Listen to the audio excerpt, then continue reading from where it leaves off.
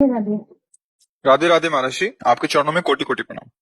महाराज जी, कभी कभी हम लाइफ में ऐसी गलतियां कर जाते हैं जिसका हमें माफी नहीं मिल पाती। क्या पूरी जिंदगी उस एक गलती का पश्चाताप करने पर भी वो नहीं, कोई ऐसी गलती नहीं जो माफ ना हो जाए। ये तो पहले भ्रम हटा दो। हमें जानबूझ के ऐसी कोई गलती करनी नहीं है, पर ऐसा कोई भी गलती नहीं है कि आपको माफी न मिले। नहीं तो हमारा जीवन ही बेकार हो जाएगा। फिर भगवत प्राप्ति कैसे हो सकती है? अगर हमसे गलती हो गई, हम उसी गलती को लेकर बैठे रहे तो हमारा जीवन ही बर्बाद हो जाएगा। हो गई गलती, उसके लिए प्रायश्चित है, उसके लिए दंड विधान है।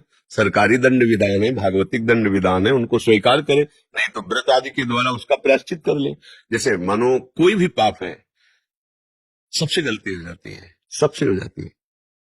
कोई ऐसा सृष्टि में पैदा नहीं हुआ भगवान या भगवान के निज महापुरुषों के अलावा। जैसे भूमि परत भा ढाबर पानी, तिम जीवई माया लपटानी। आकाश से बूंद निर्मल गिरता है, पर पृथ्वी के संयोग से मलिन हो जाता है।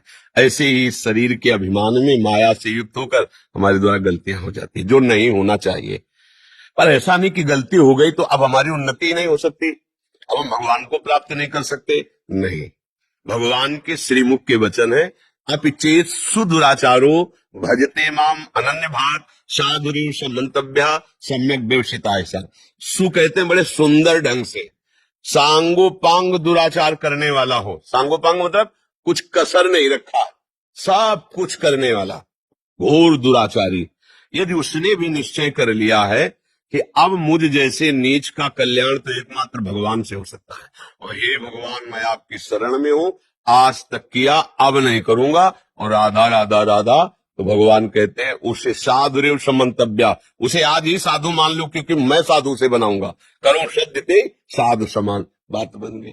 इससे मुझे लगता है कोई ऐसा पाप त्रिभुवन में नहीं है जिसका प्रायश्चित न हो, जो हमारे को भगवत प्राप्ति ना होने दे। बात पक्की समझ लो। अब ये भाव लेकर आप करो तो फिर भोगोगे।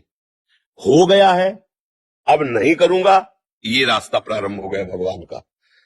और सुन लिया कि भाई कोई ऐसा पाप नहीं, मतलब जब चाहेंगे तब भगवत प्राप्ति कर लेंगे, अब नहीं होगी, क्योंकि सुन लिया और जानबूझ करके तुम गलत मार्ग में चल रहे हो, अब तुम्हें दंड भोगना पड़ेगा।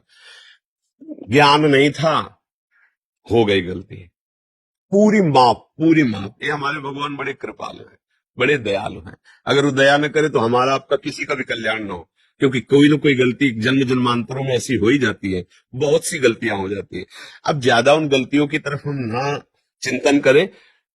गलतियों ने हमारा पीछे का समय तो नष्ट ही कर दिया, अब चिंतन लेके बैठे तो वर्तमान का समय नष्ट हो रहा है, तो हमारा समय ही तो नष्ट किया जा रहा है। जो हुआ मिट्टी डालो, वर्तमान को सुधार लो, अब वो गलती दोबारा न होने पावे। राधा राधा राधा, और हे प्रभु क्षमा करो, तो सबसे बड़े पिता हैं, सबसे बड़े माता हैं, वो दुलार करके हमें क्षमा कर देंगे।